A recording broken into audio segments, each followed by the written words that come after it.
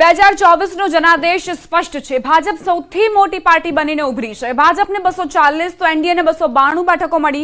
દિલ્હીમાં આજે એનડીએની બેઠક મળશે। આ મહત્વની બેઠકનું આયોજન ગુજરાતના જીતેલા 25 સાંસદો દિલ્હી રવાના થશે। ભાજપના વિજેતાઓ આજે બેઠકમાં હાજર રહેશે। પીએમએ સતત ત્રીજી વાર એનડીએ પર વિશ્વાસ બદલ જનતા જનાર્દનનો આભાર માન્યો। ત્રીજા કાર્યકાળમાં મોટા નિર્ણયનો નવો અધ્યાય લખાશે। भाजप मुख्यालय पर जीतना जश्न माटे पहुंचेला पीएम मोदीए कह્યું કે અમારી સામે વિકસિત ભારતનો એક સંકલ્પ છે। તેમણે કહ્યું ત્રીજા કાર્યકાળમાં દેશમાં મોટા નિર્ણય લેવા માટે એક નવો અધ્યાય લખાશે।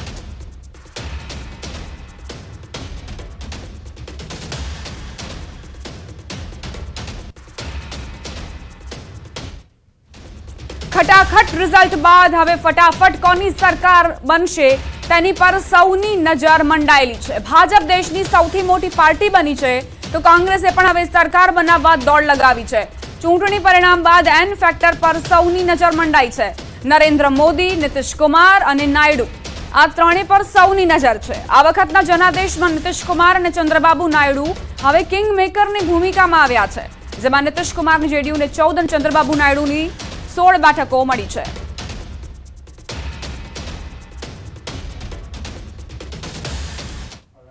2024ના જનાદેશમાં ભાજપ સૌથી મોટી પાર્ટી બની પરંતુ પૂર્ણ બહુમત નથી મળી। જ્યાં 2 વાર સુધી સતત ભાજપને પોતાના જ દમ પર બહુમત મળ્યું હતું ત્યાં આ વખતે ઇન્ડિયા ગઠબંધનને પણ તક મળી છે। 2019માં જ્યાં કોંગ્રેસ વિપક્ષની ભૂમિકાની પાર્ટી સુધી પણ નહોતી પહોંચી શકી ત્યાં 2024ના પરિણામમાં 100 બેઠકો સાથે બીજી સૌથી મોટી પાર્ટી બની છે। जो कि एनडीए 300 पार ने पण नथी करी शकी, जेने लईने 100 बैठकों जीतनारी कांग्रेसे पण केन्द्रमां सरकार बनाववा दौड़धाम शरू करी छे।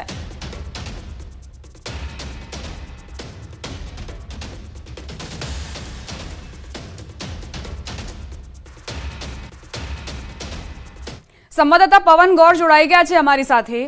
पवन, 400 के पार का जो दावा किया गया था वो दावा तो सफल नहीं होता दिख रहा है अब तक, और अभी एनडीए में किस तरह की गतिविधियां आप देख पा रहे हैं? एन फैक्टर बहुत बड़ा उभर के सामने आ रहा है। देखिए, जिस तरह से कल परिणाम आया उसमें बीजेपी को अकेले अपने दम पर पूर्ण बहुमत नहीं मिला, लेकिन एनडीए जो है वो पूर्ण बहुमत की सरकार बनाते हुए नजर आ रहा है।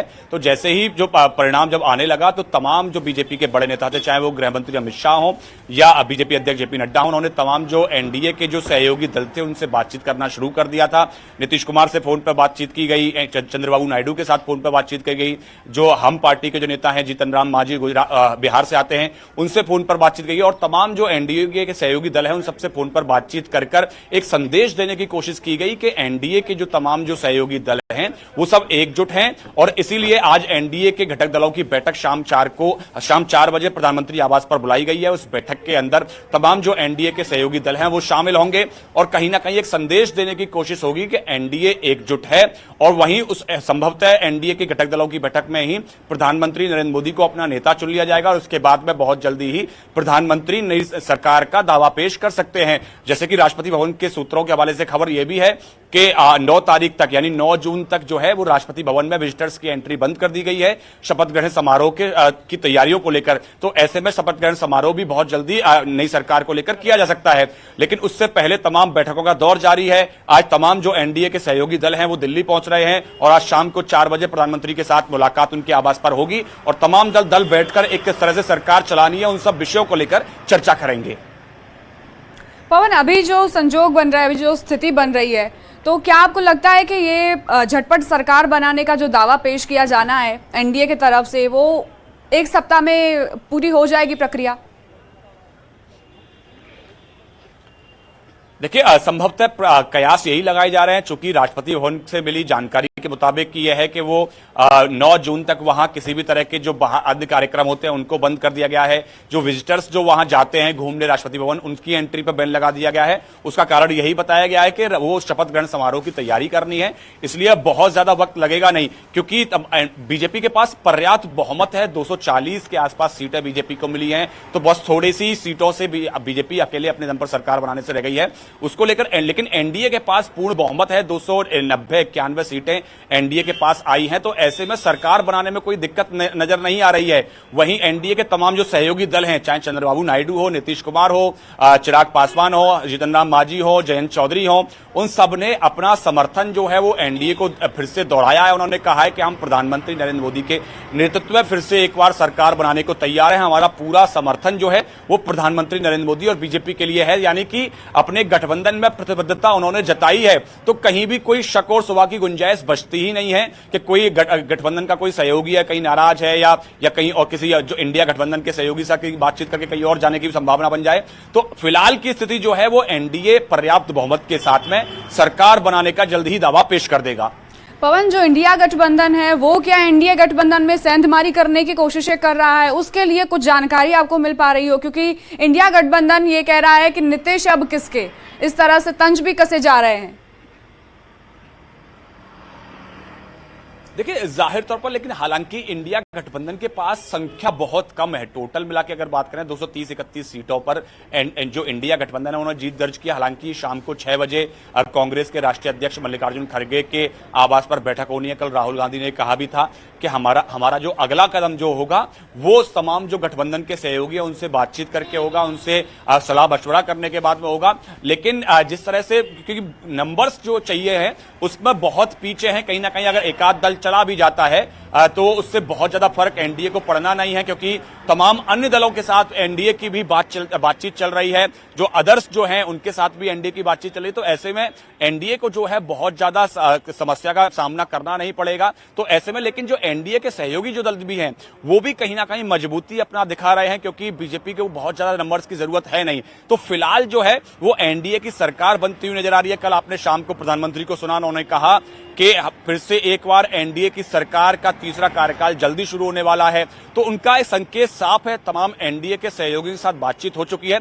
हालांकि इंडिया गठबंधन के सूत्रों के हवाले से खबर यह थी कि वो शरद पवार जो है वो नीतीश कुमार और चंद्रबाबू नायडू से बातचीत कर सकते हैं, उनको कन्विंस कर सकते हैं वापस अपनी तरफ लाने के लिए, लेकिन उसकी संभावनाएं बहुत कम है। दोनों ही नेताओं ने एनडीए को और प्रधानमंत्री को अपना समर्थन की घोषणा कर दी है। तो ऐसे में फिलहाल जो है निकट भविष्य में ऐसी संभावनाएं बनती हुई नजर नहीं आ रही है। फिलहाल जो है एनडीए की सरकार ही बनती हुई नजर आ रही है। पवन, कार्यकर्ताओं को भी शुक्रिया अदा किया था प्रधानमंत्री ने। मतलब जो सीटें घटी हैं उनका असर कहीं ना कहीं अंदर खाने कार्यकर्ताओं में दिख रहा था। इस वजह से ही उनका उत्साह बढ़ाने के लिए प्रधानमंत्री ने ऐसे ट्वीट किया। देखिए, जाहिर तौर पर जिस तरह से उम्मीद जो बीजेपी कर रही थी, तकरीबन खुद को अकेले में बीजेपी 300 के आसपास मान के चल रही थी और एनडीए को तकरीबन 350 के आसपास मान के चल रही थी। लेकिन जब परिणाम जो है उसके अनुकूल नहीं आए, उसके हिसाब से नहीं आए और बीजेपी अकेले खुद पूर्ण बहुमत की सरकार बनाने में नाकामयाब साबित हुई, तो उसके बाद में तमाम जो कार्यकर्ताओं में कहीं ना कहीं निराशा का भाव होने लगा। हालांकि एनडीए जो है सरकार बना रही है और बीजेपी जो है वो खुद से बहुत सबसे सिंगल लार्जेस्ट पार्टी के रूप में उभरी है। अरुणाचल प्रदेश में सरकार बना रही है, खुद उड़ीसा में सरकार बना रही है, आंध्र प्रदेश में एनडीए के गठबंधन के रूप में सरकार में शामिल है। लेकिन कहीं ना कहीं कार्यकर्ताओं को लग रहा था कि जितनी लोकसभा सीटें बीजेपी को मिलनी चाहिए थी उतनी नहीं मिली। तो निराशा का भाव कार्यकर्ताओं में पैदा हो रहा था। उसके लिए लगातार प्रधानमंत्री समेत तमाम जो बड़े नेता हैं, चाहे गृह मंत्री अमित शाह हो, रक्षा मंत्री राजनाथ सिंह हो, बीजेपी अध्यक्ष जेपी नड्डा हो, तो तमाम नेताओं की तरफ से संदेश आना शुरू हुआ, ट्वीट्स करना शुरू हुआ। तो वहां से कहीं ना कहीं एक कोशिश रही कि ये जो है बहुत बड़ा जनादेश है, तीसरी बार लगातार जो है प्रधानमंत्री नरेंद्र मोदी फिर से एक बार प्रधानमंत्री बनने जा रहे हैं, बीजेपी सरकार बनाने जा रही है। तो इसमें निराश होने की जरूरत नहीं है। हाँ, हालांकि जो फैसला जनता का आया है उसमें कहीं ना कहीं जो है वो समीक्षा करने की जरूरत है, उसमें देखने की जरूरत है कहां गलतियां हुई। उत्तर प्रदेश से खासकर बहुत बड़ी उम्मीद थी, उत्तर प्रदेश ने बहुत बड़ा जो है वो सेटबैक बीजेपी को दिया है।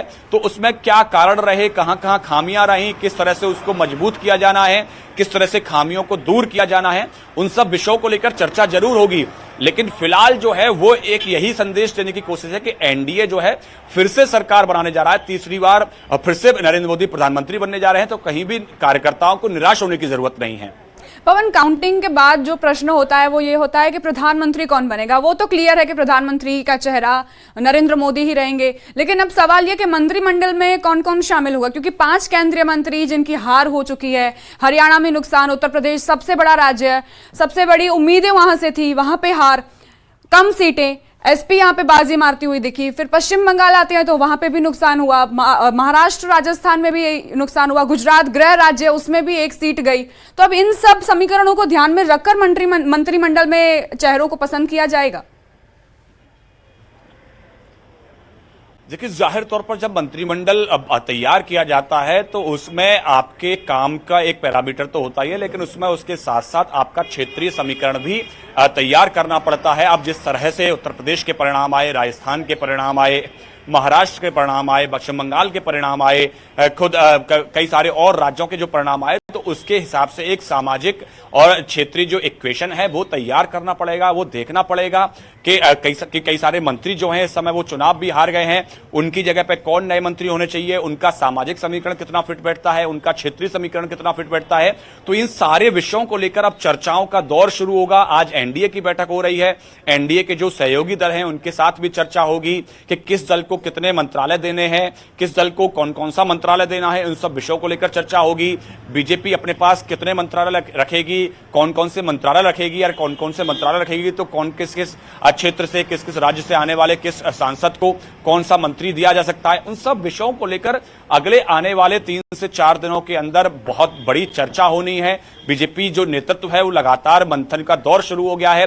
कल ही आपने देखा परिणाम आने से ठीक पहले तकरीबन 4 घंटे जो है वो बीजेपी अध्यक्ष जेपी नड्डा और गृह मंत्री अमित शाह के बीच में बैठक हुई। उसके बाद में जब प्रधानमंत्री नरेंद्र मोदी देर शाम जब बीजेपी मुख्यालय पहुंचे तो जब अपना संबोधन के बाद में तकरीबन आधे घंटे फिर से बीजेपी मुख्यालय में बैठे और चारों बड़े नेताओं की फिर से बैठक हुई। उसके बाद में आज एनडीए नेताओं की बैठक है और उसके बाद में कई सारी बैठकें और होनी है।